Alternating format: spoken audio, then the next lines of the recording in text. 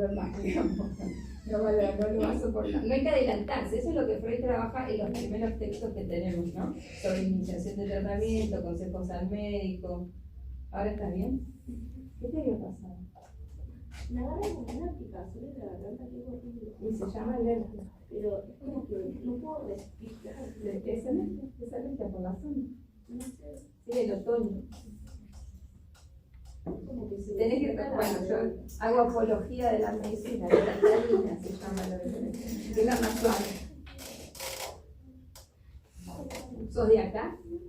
Sí, pero Bueno, en el viaje te comes toda todo el valle. todo el valle. Sí, el Japón es el paseo. Sí, a mí me pasa lo mismo, por eso te digo. No puedo dormir. Bueno, entonces, la cuestión de. Ahí hago el recreo, que ya. Lo chocante, por eso yo estoy diciendo cosas que Lacan va diciendo después. Dice, lo chocante, en efecto, en instituciones del discurso analítico, es el resorte de la transferencia. No es común, algunos creen habérmelo escuchado, que sea el analista quien está situado en la función del sujeto supuesto a saber. A ver, el analista se sitúa en ese lugar, pero, dice, si se da la palabra con tal libertad al analizante, así es precisamente como recibe esta libertad, podría ser tanto, chicos, es porque se le reconoce que puede hablar como un amo, es decir, como un pavo, porque justamente habla desde un discurso amo, ¿entendés? Entonces es como, dice, es como un repetir sin saber, ¿no? Eso es un amo. Alguien que repite sin saber, porque el que sabe es el, en el lugar, ¿se acuerdan? Es el que hice el videíto. No hice el videíto, yo hice la clase, o sea, lo más, di la clase y bueno, lo tienen, pero lo hacemos nuevo.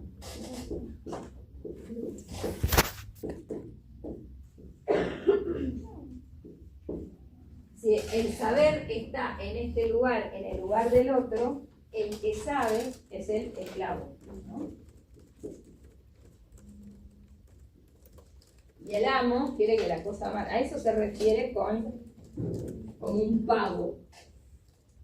Entonces, cuando uno le dicen, cuando rinde un final, un parcial, ¿y vos qué pensás? Y bueno, a veces uno no puede decir nada, porque está repitiendo como un pavo lo que leyó. Eso lo hemos hecho todos como alumnos. Si no entendés, ¿qué vas a hacer? Y repetir como un pavo. Porque uno estudia memoria, porque no lo entiende. Yo las materias que más odiaba las estudiaba más que nada, porque lo único que pensaba era, yo me llevo a ir a final en esto. Y nosotros teníamos estadísticas. ¿Ustedes tienen estadísticas? No. Bueno, nosotros teníamos estadísticas puras. Entonces yo decía, me llevo a ir al final en esto, entonces me estudiaba la media, la mediana, el coso, el cosito, todo. 8. ¿Por qué no? Me ponía muy nerviosa la situación. Y las que, por ejemplo, psicoanálisis, que era la que más me gustaba, me fui al final. Y me costó rendir psicoanalítica, uno me costó un montón. Me fui al final. Psicópata no, pero psicoanalítica no. En realidad no tenemos un libro, psicoanálisis es anual. Y después dice esta cuestión de, bueno, como un pavo, pero dice, eso no daría tan buenos resultados como el caso del verdadero amo, bueno, no importa eso. Dice, ¿qué significa que pueda asumir este lugar en el discurso del amo? Es el amo. Un simple funcionamiento de relaciones del amo y del esclavo, queda claro ya que desde el amo es el deseo del otro, ¿no? O sea, yo les decía la vez pasada que el discurso del amo es el discurso del otro, porque se habla de cierto lugar y no se quiere saber de la división. A ver, esto se puede leer de muchas maneras. ¿Qué era eso? Lo voy a borrar y lo borro. El esquema de la división. Claro. Si nosotros tenemos el esquema de la división, ¿cómo es? A ver, vamos a hacer. ¿quién divide a quién? El gran otro divide el sujeto. Sí, pero ¿qué va acá? El restante, no me acuerdo si era el objeto A o el sujeto barrado. Creo que la acá no se uno primero, otro después. Y el resto, claro. Podemos poner acá. Sí. ¿Así era? Porque yo a veces me confundo. ¿No quieren que no? El resto es el A. Entonces, acá se forma el fantasma, el otro te queda dividido. Entonces, tenés el lado del otro y el lado del sujeto. Si el otro no se divide, o sea, el otro está dividido por estructuras en principio. Hay que hacer la división primero, ¿no? Entonces, ¿dónde se inscribe el sujeto? En el campo del otro. ¿Cómo está el campo del otro? Barrado. ¿Y qué queda como resto? Un objeto. Entonces, goce.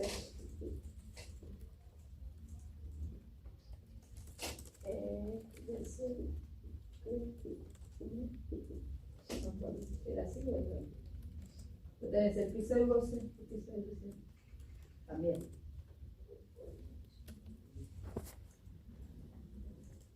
Entonces, estos tres, que yo también se los hice: amor, deseo, goce, inhibición, síntoma y angustia, se leen así de muchas maneras. Por eso Lacan usa este algo.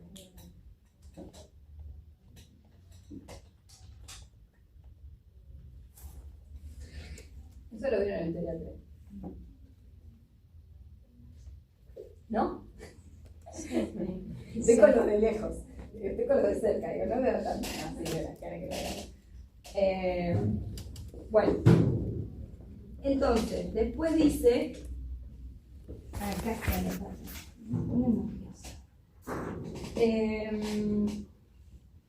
Otra cuestión es saber qué lugar ocupa la analista. Bueno, para desencadenar el movimiento de investidura del sujeto supuesto a saber.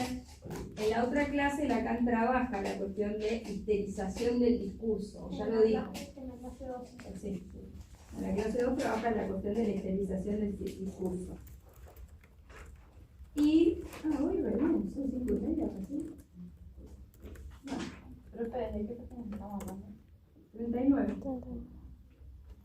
No avancé. Yo había quedado en esta parte. Y por su parte, el analista hace su causa del deseo del analizante. ¿Qué significa esta rareza? Entonces, si volvemos al discurso del analista, no lo escribí en ningún lado, ¿no? Profe, perdón, con esta rareza significa que el sujeto salga del discurso de amo. Claro, a eso se refiere. De lo que se trata, por eso yo le decía que el discurso del amo es el discurso del otro, el discurso del inconsciente, el discurso del obsesivo. Es un modo de hablar, no es que sea, es un decir, al modo del decir obsesivo, al modo del decir de lo inconsciente, que repite algo como un pago, en el sentido de algo quedó fijo y se le repite, no es que es a pesar de uno, no es que uno quisiera repetir lo que le pasa. Si uno recontra putea, porque siempre le pasa lo mismo, ¿no? Hay gente capaz que lo putea, yo sí. Entonces, el discurso del analista, ¿se acuerdan que?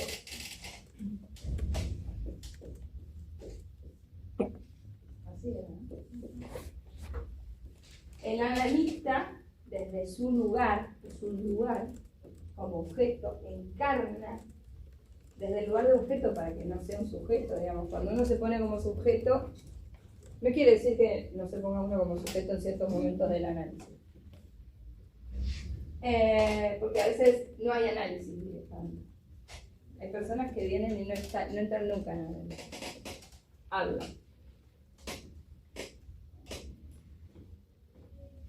Entonces, la posición del analista intenta, esto es histerizar también, que, porque la histérica, por eso histerizar es porque ya la histérica viene dividida, ¿no? Sí. La histérica viene así.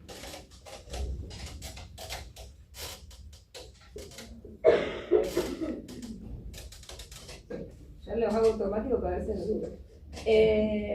Entonces, la histérica, o sea, el sujeto dividido, lo que el analista le demanda, o sea, que produzca, es significantes amos. Los significantes amos que lo determinan.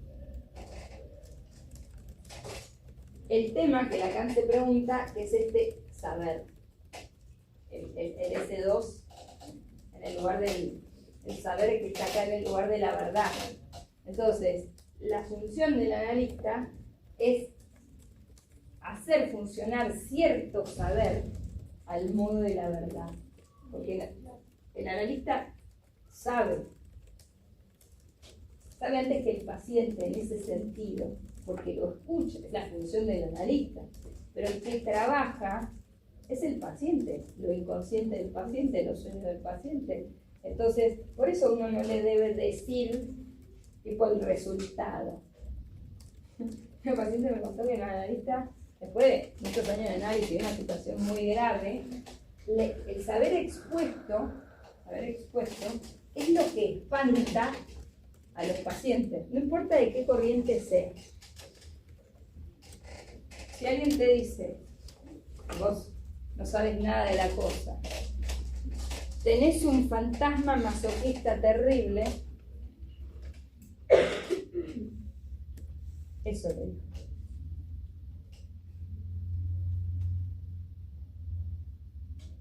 Yo le dije, tu ex analista es un animal. Lo siento, eso se llama acting del analista. No quiere decir que sea mal analista. En ese caso la pifió. Yo también la pifié mil veces.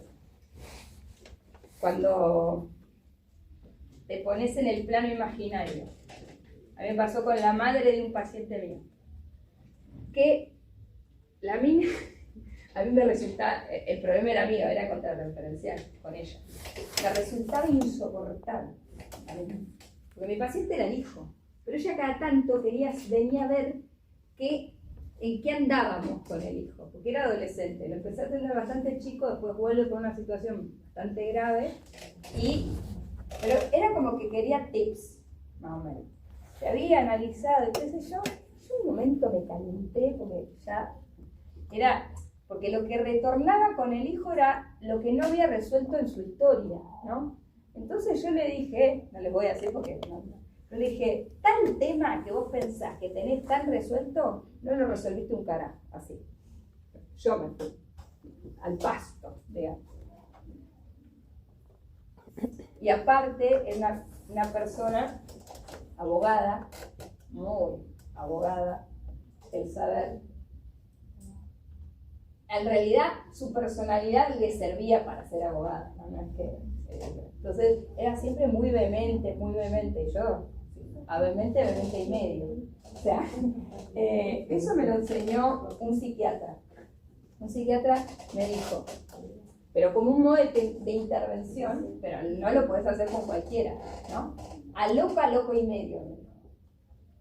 Es buenísima eso. A loca y medio. Bueno, listo. Entonces vos jugás a la loca y medio.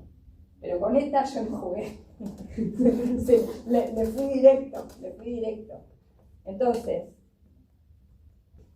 como el paciente mi paciente era su hijo, no me di tan por aludida, pero me escribió un choclo así, diciéndome barbaridades, pero ella tenía razón. Y yo, como buena narcisa en ese momento, no le contesté. Porque bueno, uno también tiene su narcisismo, ¿no? Y me la cruzo y dije, bueno, porque encima vive cerca. Digo, un día le voy a pedir perdón. Cuando pueda, le voy a pedir perdón. Yo hago esas cosas. Sí, tiene que llegar el tiempo. Hay gente que no te pide perdón nunca más. pero yo, tal vez no me perdone, seguramente no. Pero bueno, yo me lo quiero sacar de encima. Bueno.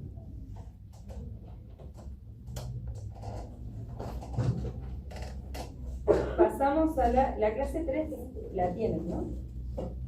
Sí, la 3. Seguimos con la 3. La primera parte, eso de la tesis, la estructura del discurso, eso no. Vamos a la clase 2, a la punto 2. Ahí, desde ahí tenemos. Sí. Desde ahí tiene. Página 45. Sí. 44 y 45. Sí. Justamente creo que por algo hablé de la boda. Es como que mi inconsciente anticipa cosas que pasan. Habla de la diferencia entre la ley y la justicia. Ahí. Habla de la ley. Una cosa es soportar la ley.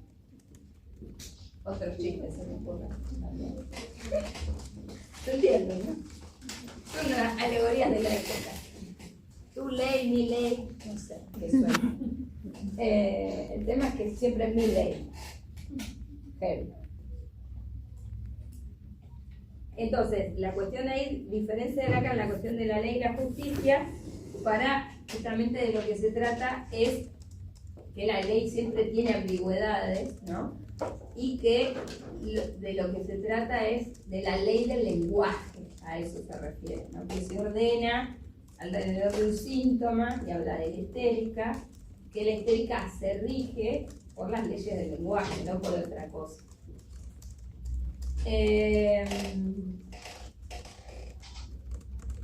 Entonces, después, a ver cómo estoy salteando. Dice, hace un momento he dicho de qué modo puede estar ocupado este mismo lugar dominante cuando se trata del analista, ¿no? El lugar de A, cuando el analista está en el lugar de la gente. El analista, por su parte, tiene que representar aquí de algún modo el efecto de rechazo del discurso, es decir, el objeto A. Otra cosa que yo les dije en la clase pasada, nosotros tenemos 3 matemas que son del orden simbólico, ¿no? Significante amo, significante 2, que es el saber, o sea, siempre van juntos, y el sujeto. Y el A es un objeto, es de otro orden, ¿no? Entonces Lacan se pregunta por eso. Dice, ¿qué significa esto? Bla, bla. Dice, nuestra dificultad al tratar de responder sobre ello constituye la esencia dominante, y ahí se mete con el discurso universitario. ¿Cómo era el universitario? Este es el que siempre más duro. S2, S2, A, SA. No, S2 Ah, también. Básicamente En que lugar de ese la y en el lugar de la verdad de la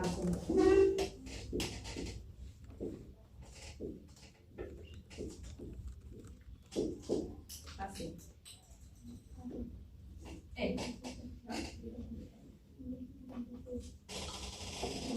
En lugar de la gente está el saber, en el lugar del otro está el objeto A. Ahora lo entiendo.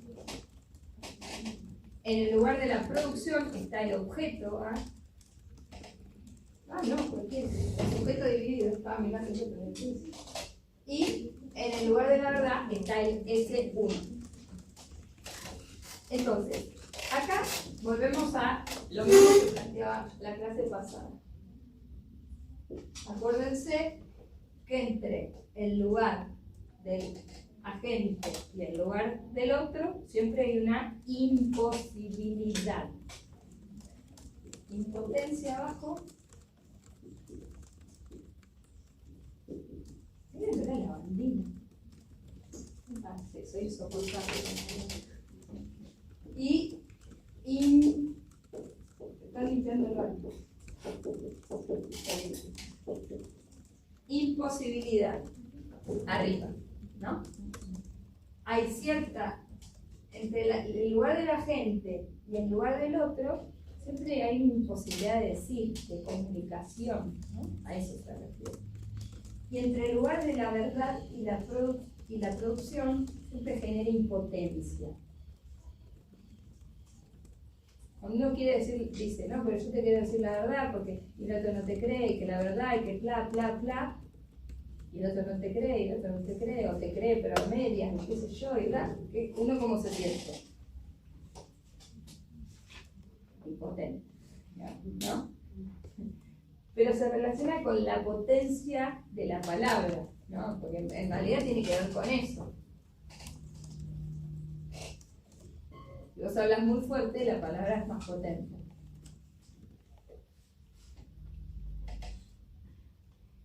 Los artes de... Ay, se me van las palabras.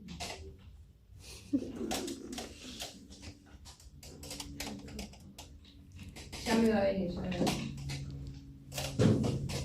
Oratoria, los artes de la oratoria, no me salía. ¿Por qué todos los políticos y todo tienen que estudiar oratoria? Porque hacen así, bla, bla, bla, bla, y se paran y suben la voz y bajan la voz y bla. No parece. No parece, claro. Bueno, Algunos no estudian. claramente, pero bueno. Estudiar una cosita así chiquita, con eso alcanza. Entonces, la cuestión es que lo que dice el discurso universitario tiene que ver con eso, que se desconoce desde el lugar de la verdad que hay un amo que es el que está hablando. El saber viene, lo digo así, el saber viene de un amo. El nuestro se llama Trump, parece.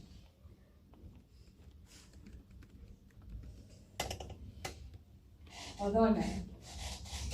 No sé si es un pato o... Eso es lo que la Karen quiere explicar en el discurso universitario, esta parte, al chico que interrumpe la clase. Sí.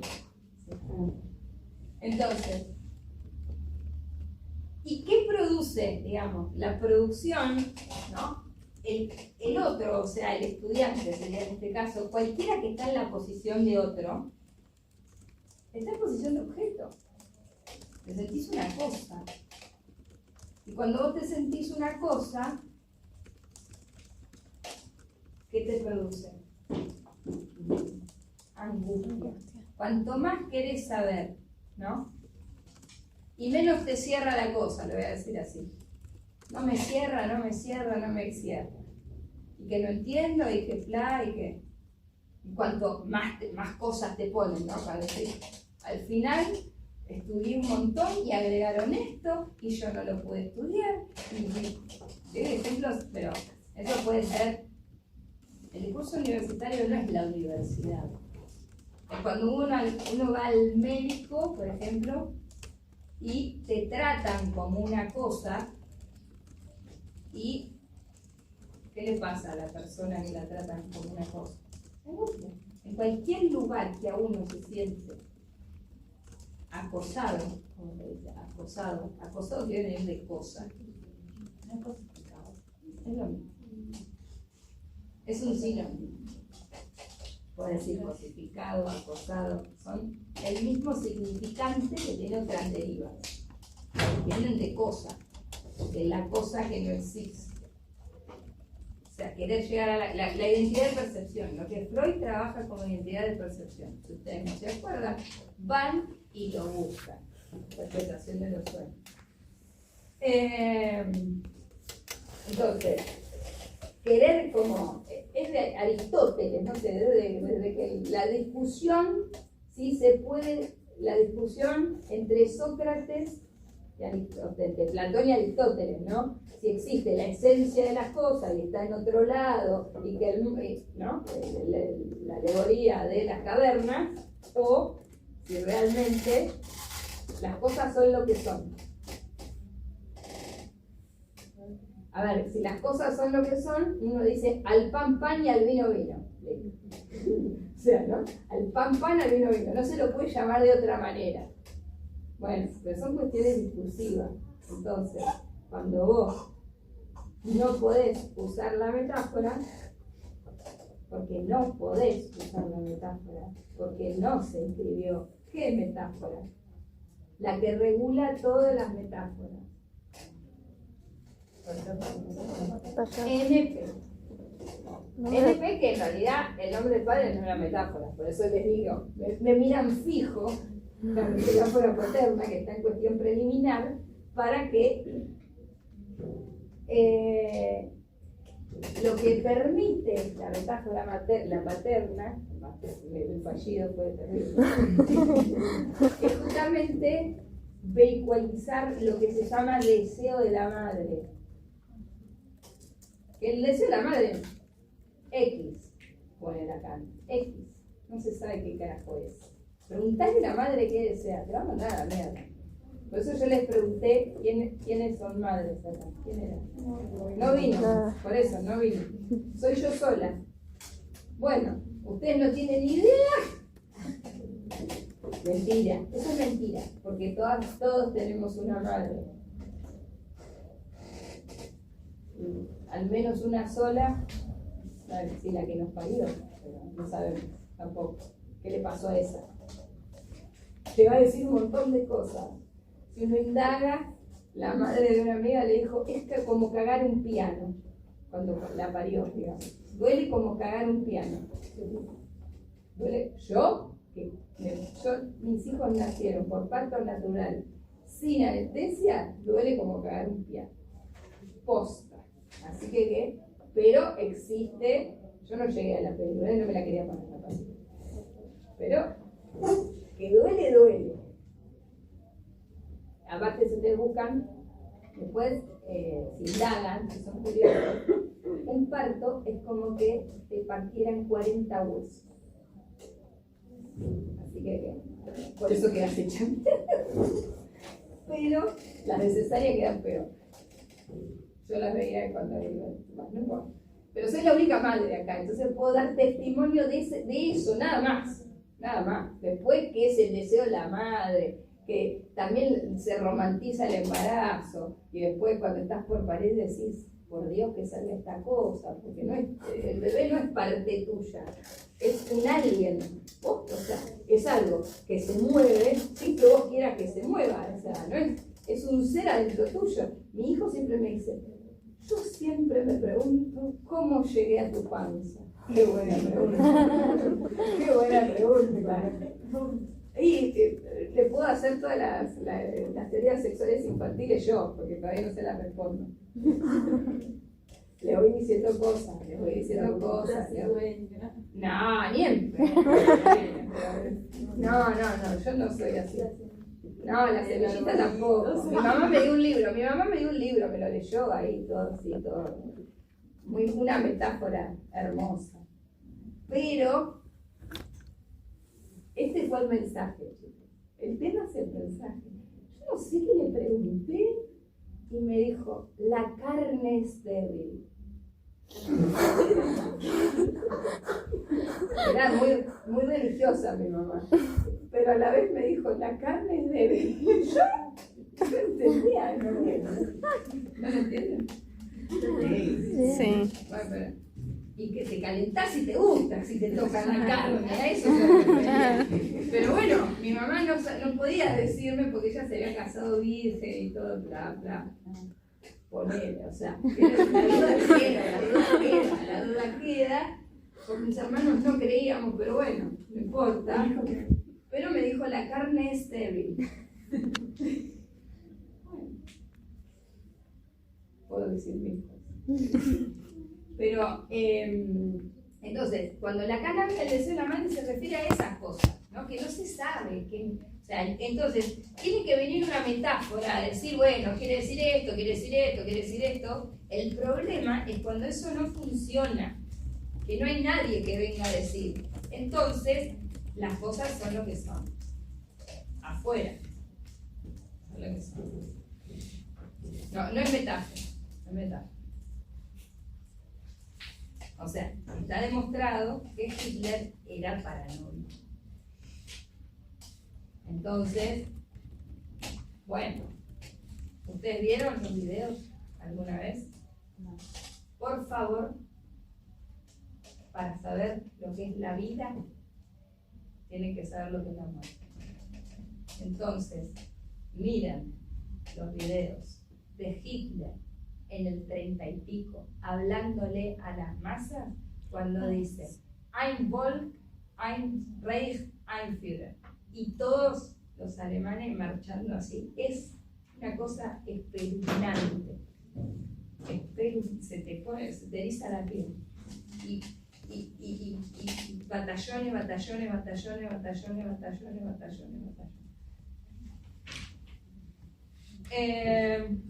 Hay otros, ¿no? No digo que sean, ¿no? Bueno. Hasta acá voy a llegar porque es a donde llegué con los otros chicos, digamos. Porque no voy a avanzar sobre... después yo les dije así. Como tuvieron el teórico de Marcelo, que habló de dirección de la cura, y dijo la cuestión de táctica, estrategia y política, para ganar la guerra, por eso, son todas metáforas de la guerra. No estoy diciendo. Para ganar la guerra hay que tener una buena estrategia. Vos podés perder una batalla, pero ganar la guerra, ¿no? Entonces, Lacan esa metáfora la toma de otras metáforas y cuando le damos consejos al médico, las notas al pie que Freud pone no son inventos ni de Lacan ni de nadie, son los estudiosos de las batallas que plantean tácticas de guerra, estrategias de guerra y políticas de guerra. Entonces,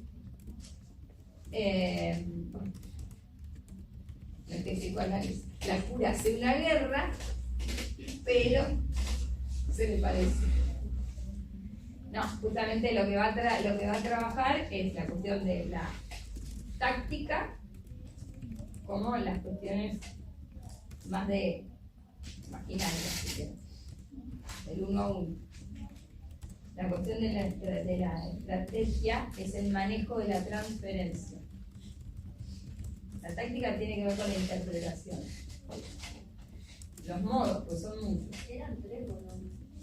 El teórico habló de 3. Sí. Interpretación, táctica. Política.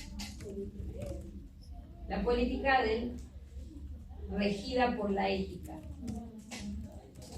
La ética del deseo. Creo que en tácticas, en interpretación, estrategias, el manejo de la transferencia, en políticas, es a través del deseo del analista desde lo ético. ¿Sí? Se puede decir de muchas maneras, pero esa es una manera de decir. Después Lacan despliega en dirección de la cura, que tienen una guía larguísima hecha por mí cuando compuse allá, cuando cursé esta materia. ¿Qué te hacen ese día si se queda? No, vos concursás con lo que vos querés.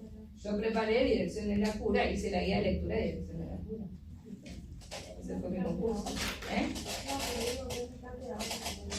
Sí, cuando vos concursás no es el libre albedrío.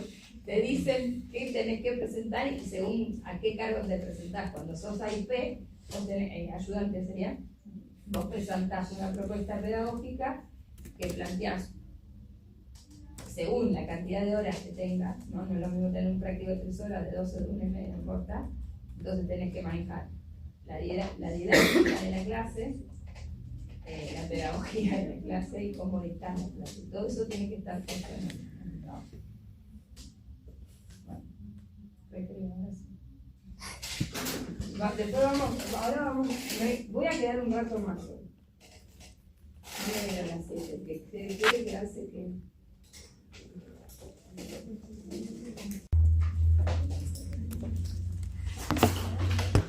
A ver, ¿por qué voy directamente? Voy a hablar solo de 2 textos.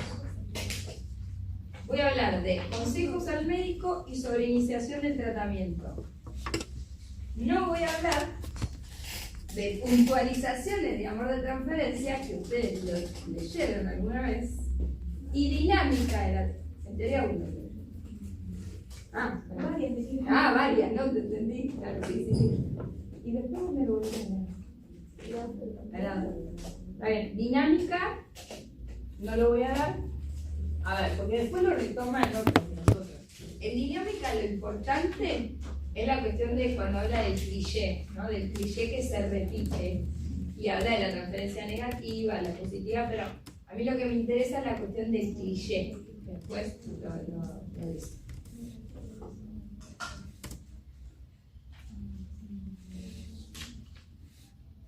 Y que los pacientes, el final, que los pacientes muchas veces quieren actuar las pasiones, ¿no? Actuar las pasiones y, bueno, la tipa va diciendo cosas, si no lo va a decir y después, que lo importante para Freud, porque vieron que Freud tiene como mucha honestidad intelectual y como muchas cosas no le funcionaron, inventa otra técnica o le surge otra técnica o qué sé yo, justamente dice que esta cuestión de que cualquier tratamiento donde prima el amor de transferencia, digamos la transferencia positiva, termina siendo una cuestión sugestiva, que tiene que salir, digamos, de lo que se llama la resistencia, que tiene que ver con la ambivalencia, el amor-odio y la erótica, ¿no? No la corriente, salud. No la corriente técnica, tierna digo, sino la erótica, ¿no?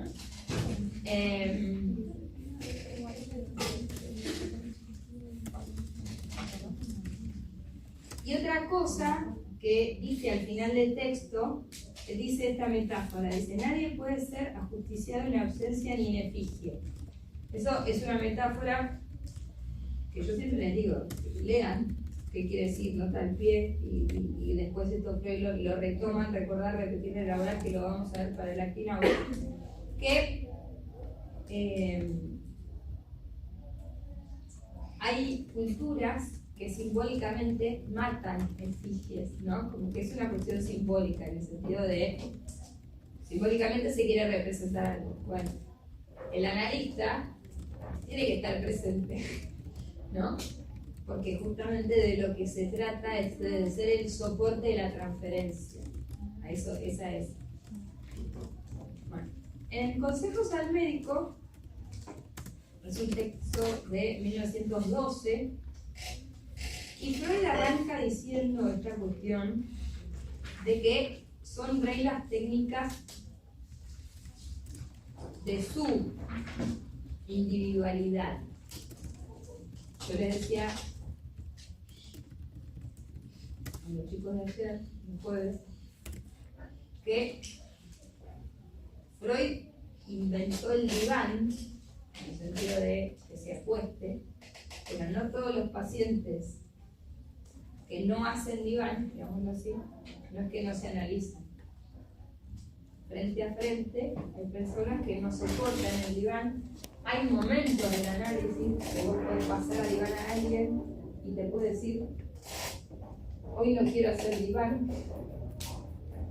Eso uno lo va, la experiencia. Y aparte, si te adelantás en pasar a diván, claro, se puede ir el paciente. Todos te dicen lo mismo cuando lo pasas a diván. Ay, ahora me voy a dormir, ay, qué bueno, qué cómodo. Hasta ahora nunca nadie se durmió.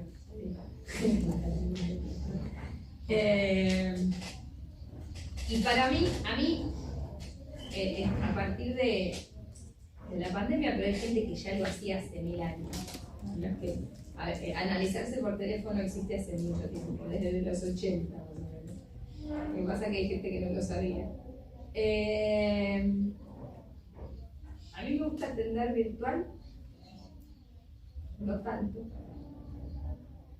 Solo si es llamada telefónica.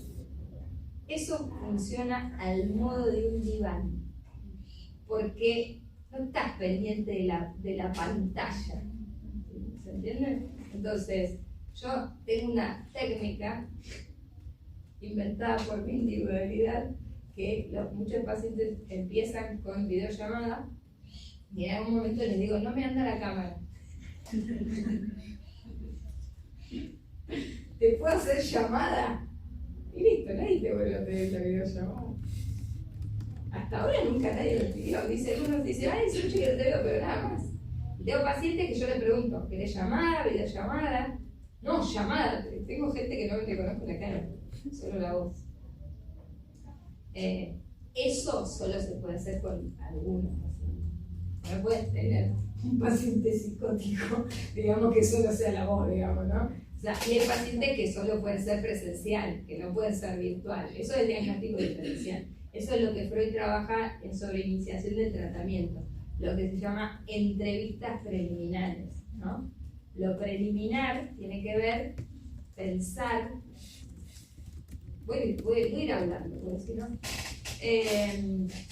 se trata de pensar, tiene dice algo así, Freud, como no hacer perder el tiempo, ¿no? Como una cuestión diagnóstica, porque acuérdense que para Freud el tratamiento posible, siendo el neurólogo, era la neurosis. No es que no avanzó sobre la psicosis, porque sabía un montón de psicosis. Si uno lee Introducción del narcisismo, es una cosa impresionante, y aparte era contemporáneo de Krapf, de todos ellos.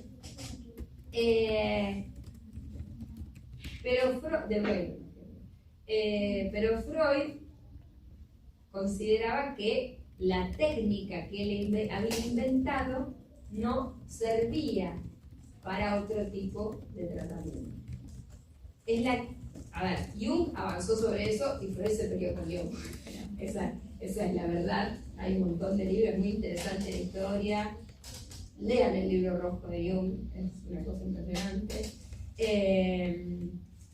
Y Jung, o sea, el arquetipo de Jung no es otra cosa que el otro. Lo que se repite como arquetipo y que se dice, tiene que ver con eso, con la cuestión simbólica que se repite a pesar de uno. Eso es lo que pienso yo. Entonces, lo que Freud dice en la entrevista preliminar tiene que ver con eso. Eso está en el texto sobre iniciación del tratamiento. Sí. Perdón, si alguien no soporta el guión, no lo sé, digo. Porque hay cuadros, si una persona está muy mal, muy angustiada, no le puede hacer nada. Ahí porque necesita el sostén de la mirada, el sostén de... Uno, a ver, es un cliché pensar que uno no puede abrazar a un paciente. Si un paciente está muy mal, ¿cómo no lo vas a ver? Si lo que te está pidiendo es un abrazo, digamos, ¿no? Obvio que no abrazás a cualquiera. Eso también, de eso se trata. Yo le decía que yo he acompañado pacientes a la casa, he ido a ver pacientes internados, he atendido el teléfono cualquier hora con pacientes tratados. A mí me gustan los pacientes psicóticos. En consultorio. No cualquiera le gusta eso. O sea, es la verdad. Entonces, hace mucho que no tengo. La última que tuve, en realidad era una duda diagnóstica que yo tenía, pero no vino más. No vino más y la atendíamos con una colega mía atendía al marido, yo a ella. Mi amiga me decía, menos mal que no fue más, porque claro, era un caso tan complejo. A mí me gustaba verlo. Lo podía soportar y realmente me daba pena que ella no pueda venir. Pero porque vivían en Neuquén y no manejaba y todos esos, pero no era alguien que yo podía atender por teléfono. Las veces que la atendía por teléfono era como, no. Bueno, eso. Entonces, en relación a las reglas técnicas, cuando Freud arranca, dice esto de la individualidad y dice la cuestión de la atención libremente flotante. Dice, deja la palabra en alemán de no fijarse en nada, en el sentido de que solo se trata de escuchar y desautorizar todo recurso auxiliar. O sea, uno tiene esto, por eso Freud recomienda el análisis, él dice el análisis de los propios sueños, ¿no? El análisis del analista tiene que ver con eso, porque si uno se identifica todo el tiempo, muchas veces uno se identifica con lo que el paciente le está diciendo. Entonces, lo que Freud advierte, lo que Lacan advierte, Lacan en dirección de la cura dice, yo dirijo la cura, no el paciente, no dice yo, pero se dirige la cura y no el paciente, porque si no estamos haciendo un conductismo, en el sentido de dirigir la conducta de, a eso se refiere. No quiere decir que en algunos momentos de un paciente uno no haga conducir. Porque hay personas que están tan desorientadas en la vida, porque justamente lo imaginario no se les sostiene, no quiere decir que sean locos, sino que hay cuestiones ahí que no se pueden sostener, uno le dice al paciente qué tiene que hacer. Porque si no se viene abajo. Se viene abajo. Entonces hay momentos en el tratamiento. Si alguien tiene un encuadre rígido, que solo es ajá, la nariz está mudo, es un estereotipo y no sirve. O sea, eso no es un análisis. Eso no es un análisis.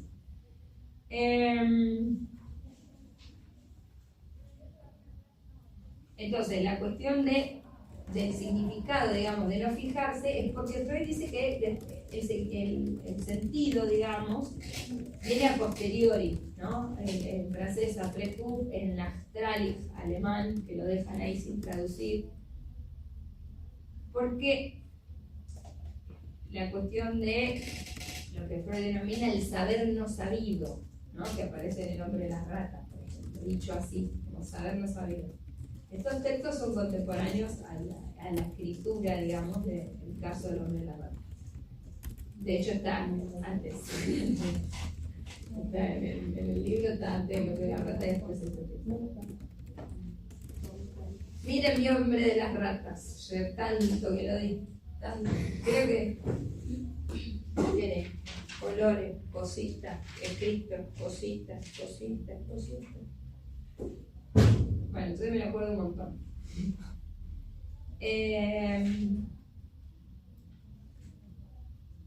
Después, otra cosa que dice en relación a la técnica es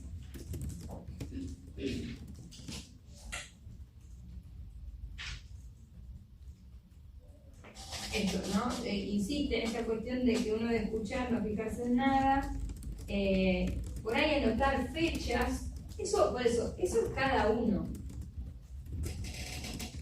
Se recomienda esto, ¿sí? Que en la entrevista, las primeras entrevistas se escribe más, porque uno, el paciente es como que desembucha todo. O sea, ni siquiera es un paciente, es alguien que te viene a hablar, digamos.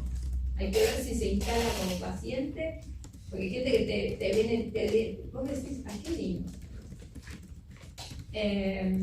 No, bueno, lo que pasa, que bla, y yo después de años de experiencia, digo, bueno, ¿qué viniste? Es que quiero un certificado. Yo me acuerdo que me sorprendía al principio, ahora ya, con todo lo que pasó con los certificados, nadie te viene a pedir un certificado así como así, o hay mucho desconocimiento, ¿no? Porque la señora que tengo una vez por semana, que limpia mi casa, me pide, o sea, tiene un nieto que no sé qué, que bla, y que si yo no le podía hacer un certificado para que le den bola, no sé dónde, digo, mira, disculpame, no se puede, porque yo no lo atiendo, le digo, y no sé del caso, y no puedo poner mi firma en algo que no conozco. Bueno, cuando yo empecé, ibas al psiquiatra de Allen, ¿y querés una licencia? No tenés licencia. El escritorio le damos no. El escritorio le damos no. Obvio, por eso lo hice. Yo desde sala de 3 que actúo. Posta. En sala de 3 empecé a actuar en todos los actos. Siempre actué en todos los actos. Actuaba. Entonces, hasta en quinto año hacía teatro y ya era teatro, digamos. Después nunca más retomé. Pero bueno, te queda. Y Freud dice que la cuestión de que el paciente diga todo lo que se le ocurre es una regla imposible, decir todo, porque justamente el obsesivo quiere decir lo que piensa, y el analista no debe dejar que el paciente diga lo que piensa. Si vos le decís, hable a alguien, yo le digo así, bueno, habla. Ay, así. Ay, bueno, ¿para qué tienes? Pero bueno, son años. Porque aparte, hoy lo que te venía a decir, entonces justamente de lo que se trata es no dejar que te digan lo que te venía a decir. Sobre todo las estructuras obsesivas que te vienen ya con el guión armado. Voy a decir esto, porque bla bla bla, porque bla bla bla, porque me quedé pensando que. Bueno, te dejas arrancar. Y a la primera que te dice algo X, le decís, vamos a hablar de eso. De X. ¿Qué significa X? ¿Por qué la X? Y empezás a equivocarle. Entonces, y en realidad, siempre va a volver a Roma, sería. Sí. No, porque uno habla de lo que padece, no puede hablar de otra cosa. Habla de, si es neurosis, digamos, ¿no? La psicosis tiene otras variantes. Porque tuve una paciente de muchos años que me la derivó una amiga, que la psicosis tiene lo cómico, no es graciosa, es cómica, digamos, ¿no? Entonces, era una mujer que se había brotado en la época de que yo era una mujer grande, jubilada, no sé. Se había brotado cuando se fue a estudiar.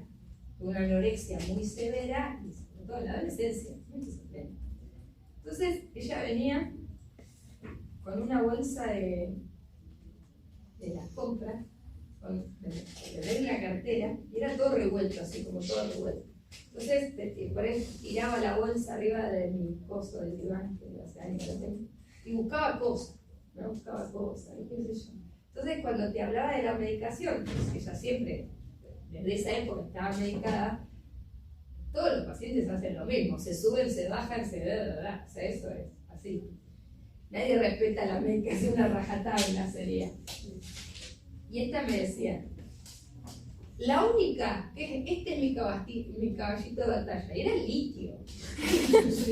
Este era mi caballito de batalla. Claro, porque si dejaba esa, la pared, que las ramas, y que no sé qué, entonces era muy interesante, porque en realidad, no sé si ustedes saben que el delirio compensa la esquizofrenia, ¿no? Sí. Entonces, cuanto más delirio, más compensado. Entonces ella era muy religiosa y la compensaba en los templos. Entonces, era de esas personas. Yo no ofendo a nadie con lo que digo, yo respeto toda la religión, eso es cierto, el que me conoce lo sabe. Entonces, pero era de las que dejaba pasar el testigo de Jehová. Entonces, ella decía que nadie leía la palabra como los testigos de Jehová, pero ella era evangélica, iba al templo del centro, ¿cómo se llama? El colegio grande, ¿cómo se llama? No, acá en Sipo, perdón. ¿El Don Mojo? No, el templo evangélico, la escuela evangélica del centro, no me acuerdo el nombre. Bueno, es como decir el amén, pero bueno, pero otro de acá. Y iba, porque el pastor sabía más, pero le gustaba el del barrio porque eran más humildes, y así ella compensaba esas cosas. Pero los testigos de Jehová eran los que más sabían leer la palabra. El problema era que ella no se quería bautizar porque fornicaba, ¿no? Entonces se habla en esos términos, la fornicación y la no sé qué, bueno, entonces no, yo no me voy a bautizar porque le encantaba fornicar, ese era el tema. Era pecadora, era muy pecadora, tenía novio, cogía, bueno, ese era el problema. Pero entonces eso es lo cómico, digamos, cuando te empiezan a contar esas cosas, decir, bueno, qué bueno. Y aparte, era una mujer que, vieron que para compensar también muchas veces, necesita mucha descarga, ¿no? De libido. Entonces, o fuman mucho, caminan mucho, chupan mucho, o sea, todo mucho. Porque justamente la regulación fálica es lo que falla. Entonces, bueno, ella caminaba. Y cuando estaba más o menos compensada, la madre no era tan cocodrilo. El tema era la madre, siempre la madre, la hermana, entonces la quería matar a la madre y no sé qué, y la hermana y no sé qué. Bueno, era toda una novela entre mujeres, no había hombres, ¿no? El padre había fallecido muchos años, la hermana, obvio tenía marido, o sea, pero las figuras para ella, rivales, siempre eran mujeres. Pero tenía novio y eso lo compensaba de una manera, pero era una cosa impresionante. Pero la bolsita era una cosa increíble, entonces tiraba todo así y decía, no, a mí esta, el caballito va a estar. Entonces, otra de las cosas que Freud dice es esta cuestión de no investigar, porque bueno, como él armaba los casos, mientras que él hacía el tratamiento, esa como una indicación clínica que bueno. Aparte, si ustedes leen los apuntes originales del hombre de las ratas, el hombre de las ratas le pide permiso a la mamá para ir a hacerse el tratamiento. O sea, es otro caso. Porque en todo el caso que Freud construye, el padre, no sabe si el padre está muerto, si está vivo, que el espejo, que el espectro, que bla, habla y vos después te enterás que estaba muerto, todo lo de que... Y en la primera página de los apuntes originales, es la madre la que le dice que le pida el certificado y que... Una cosa increíble. Bueno, pero eso no le quita mérito a Freud, en realidad, de lo que construye, lo que quiere transmitir, como lo que es la transferencia. Porque después lo que le pasa con el capital cruel, eso es real, digamos, ¿no? Lo trata con el capital. Después, la cuestión del cirujano, ¿no? De no especular y cavilar, o sea, se trata de no pensar lo que te está diciendo. O sea, tenés que tratar de escuchar, por eso dice mostrar lo que es mostrado, ¿no? O sea, vos le tenés que devolver lo que te muestra en el sentido de lo que te dice, no es que, como la luna del espejo, ¿viste? Así. Tiene que ver con lo que el otro puede soportar. O sea, parece una cuestión imaginaria, pero tiene que ver con no adelantarse a decirle cosas que el otro no le estaría mostrando. Entonces, y después esto de la frialdad de sentimiento, en el sentido de que claramente a uno le afecta lo que dicen los pacientes. Entonces, negar eso es 5. Más con las cosas horrorosas que uno escucha. Porque uno tiene que estar preparado, por eso el análisis del analista, a escuchar las cosas más horrorosas. Porque los pacientes no vienen a ser felices. No te vienen a hablar porque están felices, ¿no? En todo caso, quisieran, ¿no? O recuperar algo de alegría. Por eso Freud, en este momento no había empezado la Primera Guerra Mundial, después empieza la Primera Guerra Mundial, Freud estuvo ahí y no quería, y ve cómo asciende el nazismo, Viena, y Freud no quería irse, digamos, lo tienen que sacar, ¿no? Se va a Londres, etc. Entonces, era alguien que vivió la guerra, escribió un texto con Einstein, porque la guerra del 22 creo que es el texto. Entonces, cuando escribe Psicología de las Masas, cuando escribe capítulo 4, 7, el ejército, la masa, Freud sabe de lo que habla. Y aparte era un gran lector. Entonces, esta cuestión de las reglas del arte, el cirujano no dejarte afectar por los afectos, tiene que ver con el análisis del análisis. Yo me acuerdo que fuimos al Borda, en ese momento cuando nos cursaba, y mi compañera lloraba. Cuando el paciente hablaba, está bien, o sea, no lo podía soportar. Y yo le dije, bueno, no vamos a poder llorar con el paciente. Pero bueno, ¿ustedes fueron al Borda? No. Es muy desbordante. No, está bien. Pero me pareció campana. No fui, no. Claro. Y ahí encontramos gente muerta en los bosques. me imagino, Campana. El romero también. Sí, son espeluznantes. Es otra institución. Son instituciones en cierre públicas. Ah, Campana reconocido por eso, por la desaparición de personas y abusos sobre todo, más que nada enfermeros. La situación Romero está en La Plata, bueno, guardamos no sé. Y después está el de mujeres en Buenos Aires. ¿Cómo se llama? Ahí tú. Laura, no. No. Ahí tu apellido. Pero en el Gorda es de hombres y el otro es de mujeres. Susana Feiros, ¿saben quién es Susana Feiros? Bueno, sí, no saben la boca. Está presa ahí. Ahora ya no, pero estuvo presa ahí. Hasta que estuvo acá primero, cuando la sacan de Roca estuvo en el hospital de acá.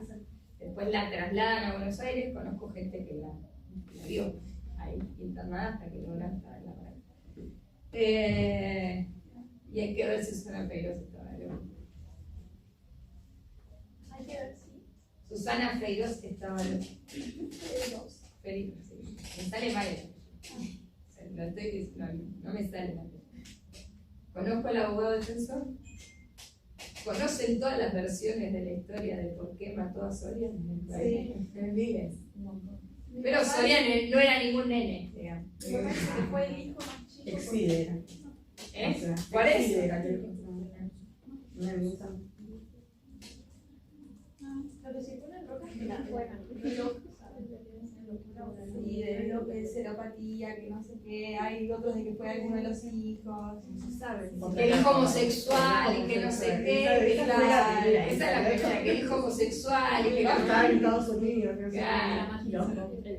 Bueno, pero por ejemplo, la historia de Sovich, ¿ustedes la saben? Lamentablemente sí. Bueno, también, búsquenla. Se suicidó la mujer, se suicidó el hijo. Carlos Conteal. Bueno, Claro. bigote.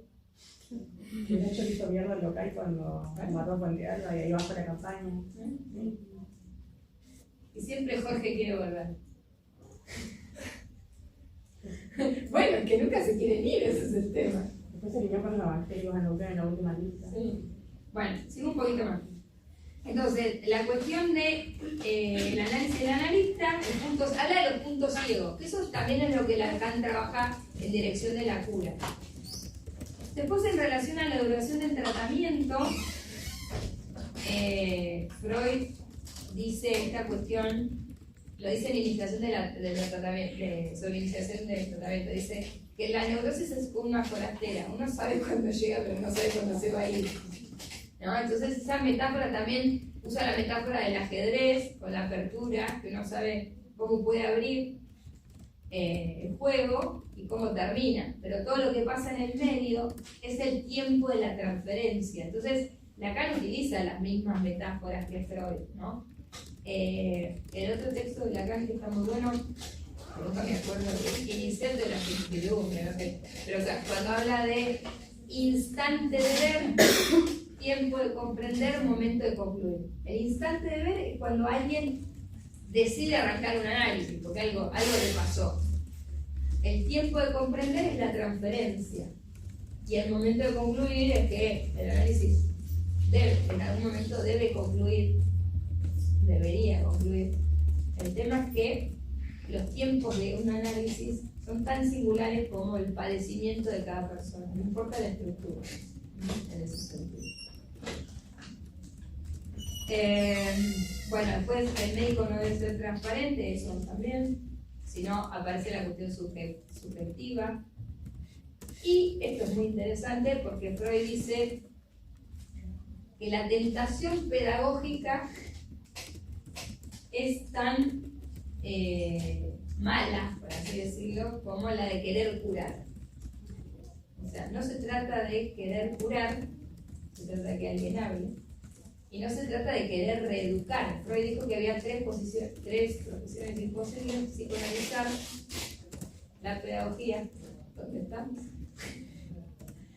Y la política, ¿no? Entonces, esas profesiones, sí, pero gobernar, educar y psicoanalizar, ¿no? Entonces, vemos lo imposible de gobernar. Lo imposible de psicoanalizar es que uno se topa con lo imposible, lo real como imposible, no lo inventó Lacan. Y lo ineducable de la pulsión, a eso se refiere, ¿no? A ver, en esta época bajaron los embarazos adolescentes, pero ¿qué subió? Exactamente. Yo tengo una paciente bióloga hace muchos años que siempre trabaja en el hospital, que siempre se dedicó a la cuestión de prevención, digamos, y promoción. Y quería volver, porque en su momento era la cuestión, hace 15 años, era la cuestión del embarazo adolescente. Ahora, no es que no haya, pero bajó el número. Pero, entonces, con toda la educación sexual que tienen en la escuela, con todo lo que saben, con todo, sí, pero la carne es débil, como dicen. Eso es. ¿Quién se va a querer poner el forro cuando es tan fácil no ponérselo, por ejemplo? ¿Para qué te vas a poner la vacuna? Para volver a sífilis, que estaba erradicada. Sí, y en 2021 esa campeón. Bueno, ¿por qué? Que la gente no se vacuna. Aumentó el HIV. Bueno, antirretrovirales en hospitales. Bueno. ¿Para qué te piden la BDRL en la sífilis? Es el único análisis que te piden cuando te casas. Una cuestión estadística para saber que no se está. Aparte, otra cosa, mujeres, que somos todas acá. ¿Por qué se inventó la vacuna del HPV? Exactamente. ¿Conocen mujeres de su edad que tienen cáncer de útero? Sí, en esta facultad hay un montón. Yo me salvé así. Así. Mi primer relación sexual acá. Mi única y primera relación sexual. ¿De dónde venía? ¿De dónde venía? Entonces, el hombre es el transmisor. ¿Qué hace el hombre con su pene? Solo se mira el pene. No, o sea, no es joda. No es joda. No es joda. Y no estoy hablando de eso. Pero eso es lo ineducable de la pulsión, ¿no? Después, habla un poquitito más y nos vamos porque si estamos todos. Cuando habla del tiempo, habla de la duración de los tratamientos. Vieron que habla del frío de los lunes. No sé si lo leyeron. Pero ella atendía todos los días, menos los domingos. Bueno, claro. Y explica. Sí, por eso cobraba tan caro. O sea, porque como era médico, y vieron que los cirujanos, los otros, pueden tener muchos pacientes, porque Freud se queda como 1 hora o más. Si vos vas al cirujano, ¿cuánto te ve? 15 minutos con gracia. Si vas a la ginecóloga, ¿cuánto te ve? Y al principio 15, después tenés que hacer todo lo que tenés que hacer y depende de lo que te pase y bla, bla, bla. Pero los turnos los ponen cada 15 minutos. Por eso las salas de espera están llenas y que no sé qué. Bueno, entonces, lo que Freud advierte es que el análisis se cobra caro por eso, por el tiempo que uno le dedica al paciente, ¿no? Porque, no sé, es oriundo, digamos, de la medicina, arranca de ahí. Y solo los médicos podían ser psicoanalistas en un principio, pero Freud defiende a un lego, ¿no? A alguien que no era. ¿Qué se me borró el nombre? Yo antes no se me borraba ningún nombre, ahora sí. Después, otra de las cuestiones es sobre la duración del tratamiento. Dice esto que no se sabe, la cuestión de la... Ah, y lo que dice en relación al dinero, buenísimo. Porque dice de la gente trata el dinero con la misma moguijatería que trata las cuestiones sexuales. Y cuenta el caso ahí mismo, y también creo que lo pone en la nota al pie en El hombre de las ratas, del hombre que le daba los billetes planchados, pero después le contaba cómo abusaba de señoritas en el auto, ¿no? Entonces, el rata que no te quiere pagar, el rata, en general, no es como la rata, no importa, o sea, no es una cuestión de género. Hay gente que le cuesta mucho desprenderse del dinero porque no quiere pagar, vaya a saber qué. Hay gente que habla todo el tiempo en vocabulario anal. Me cagaron, me cago, me cagué. Siempre me quieren cagar. Me vienen cagando. Todos. Eso es así, en general. Entonces, Freud dice eso en relación al dinero. Y hay gente que es muy desprendida, que se le va así como. Yo soy de esa. Yo soy de esa. Tengo épocas que anoto.